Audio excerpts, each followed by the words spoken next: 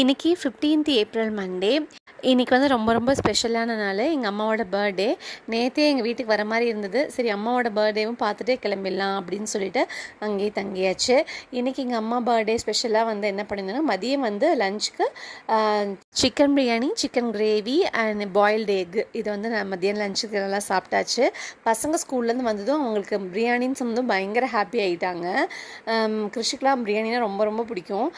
வந்து ட்ரெஸ்ஸு கூட சேஞ்ச் பண்ணல, நல்லா சாப்பிட்டுட்டு அதுக்கப்புறம் விளையாட போயிட்டான். ஏன்னா சைக்கிள் வந்து அம்மா வீட்டில் தான் வச்சுருப்போம், எங்கள் வீட்டில் அவ்வளோ விளையாட முடியாது அப்படிங்கிறனால இங்கே சரி கொஞ்சம் விளையாட விட்டு ஈவினிங் கூப்பிட்டு போயிடலாம் அப்படின்னு கூப்பிட்டு போயிட்டோம்.